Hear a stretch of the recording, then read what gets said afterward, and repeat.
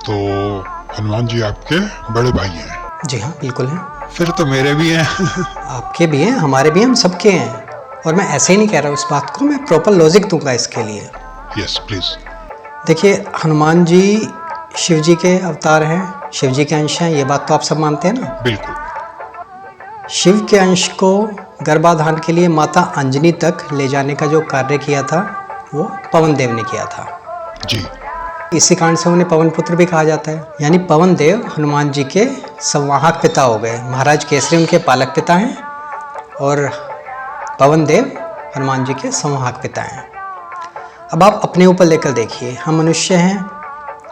मनुष्य का जो शरीर है पंच तत्वों से मिलकर बना हुआ है, पृथ्वी, अग्नि, जल, आकाश और वायु। जो वायु का तत्व है वो पवन देव का आशीर्वाद है। हम जो प्राण वायु ले रहे हैं ये पवन देव के आशीर्वाद स्वरूप में ले रहे हैं। बिल्कुल। यानी पवन देव का अंश हमारे अंदर जा रहा है, हमारे जीवन के लिए उपयोगी है। वही अंश हनुमान जी के अंदर भी है, वो पवन पुत्र हैं, और वही अंश हमारे अंदर भी जा रहा है, प्रतिदिन जा रहा है, प्रति क्षण जा रहा है। हम श्वास वायु लेते जा रहे हैं। तो उस नाते हनुमान जी हमारे बड़े भाई हुए। और वैसे भी भगवान के साथ संबंध स्थापित करने में परेशानी क्या है? भगवान से संबंध आप किसी ना किसी रूप में जोड़ते ही है ना। अगर एक भाई के रूप में हमें साक्षात भगवान मिल गए हैं, हनुमान जी जैसा संत, हनुमान जी जैसा राम भक्त हमें अपने बड़े भाई के रूप में मिल गया है, तो इसमें दिक्कत क्या है?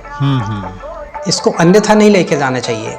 इसका अर्थ कदापि ये नहीं है कि हम उनसे कंपेयर कर सकते हैं। हम तो उनके चरणों की धूल के बराबर आने में भी पता नहीं हमें कितने जन्म लगेंगे। तो कंपैरिजन वाली बात नहीं है, लेकिन इतना है कि प्रभु से, ईश्वर से हमारा संबंध तो स्थापित हो गया है। तो ये बहुत हर्ष की, बहुत खुशी की बात है। वो हनुमान चालीसा का करेक्शन। हाँ, मैं उस पर भी आने वाला हूँ, मैं उसी पे ही आने वाला था। इनफैक्ट हनुमान चालीसा का पाठ हम दिन में सुबह शाम करते ही हैं अपने अपने घरों में, एक बार भी करते हैं हो सकता है। मंदिरों में हनुमान चालीसा का नित्य पाठ किया जाता है। कोई आयोजन होता है तो हनुमान चालीसा का पाठ किया जाता है।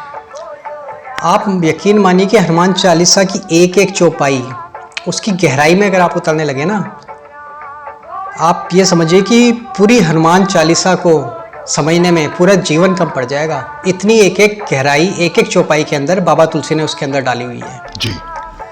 और उस चौपाई के अंदर संशोधन किया गया हमारे प्रातः स्मरणीय पूज्य जगत गुरु श्री रामभद्राचार्य महाराज जी के द्वारा कई साल पहले दिया गया था।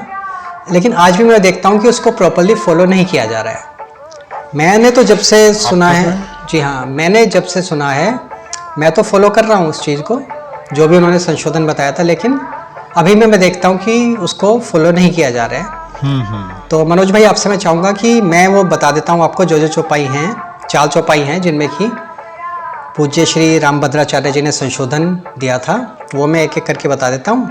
और आपसे रिक्वेस्ट है कि आप इसको जब भी पॉडकास्ट को आप ऑनलाइन करें तो आप उसको स्क्रीन के ऊपर हिंदी में जरूर चलाइएगा, ताकि जितने भक्त हैं उनको सबको पता चल सके कि कहाँ कहाँ संशोधन है, और स्पष्ट रूप से उनको पता चल सके कि क्या उनको उच्चारण वो अभी तक कर रहे थे और क्या उसका संशोधित उच्चारण होना चाहिए। राइट। सबसे पहली जो चौपाई है, 6 नंबर की चौपाई है, 6th चौपाई, शंकर सुवन केसरी नंदन।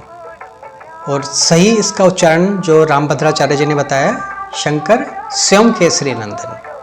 मैं शॉर्ट में जल्दी जल्दी बता देता हूँ। नेक्स्ट 27 नंबर चौपाई है, 27th, सब पर राम तपस्वी राजा। संशोधन है, सब पर राम राय सिर ताजा। नेक्स्ट है 32 नंबर, 32, सदा रहो रघुपति के दासा। संशोधित चौपाई है, सादर हो रघुपति के दासा। और अंतिम जो है 38वीं चौपाई है, 38 नंबर, जो सतबार पाठ कर कोई। संशोधित चौपाई है, यह सतबार पाठ कर जोई। तो ये 4 संशोधन जगत गुरु श्री रामभद्राचार्य जी ने दिए हुए हैं।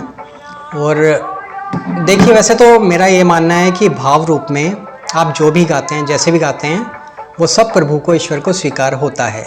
कोई कहा जाता है ना कि भगवान भाव से खरीदे नहीं जाते, लेकिन भूखे भाव के होते हैं।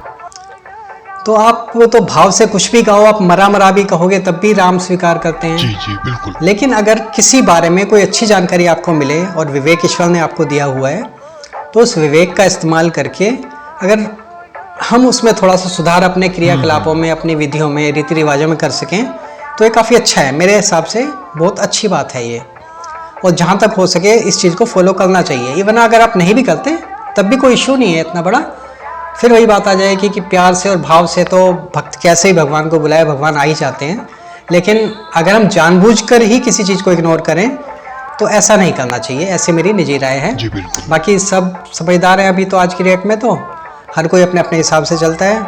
तो एक जानकारी, अच्छी जानकारी आपके माध्यम से पहुंचाना हमारा कर्तव्य है। बाकी जिसकी जैसी श्रद्धा हो अपने हिसाब से प्रार्थना कर सकता है। बहुत बहुत धन्यवाद आपका। नहीं, धन्यवाद देते तो मैं तो कहता हूँ मेरा सौभाग्य है कि इसी पॉडकास्ट के द्वारा बाकी जितने भी भक्त लोग हैं सभी को अच्छी अच्छी जानकारी, ऐसी आध्यात्मिक जानकारी मिलती रहेगी। और आप ऐसे ही ये पॉडकास्ट करते रहिए। तो बहुत बहुत धन्यवाद आप सबका भी। जय श्री राम, जय श्री श्री राम। हनुमान।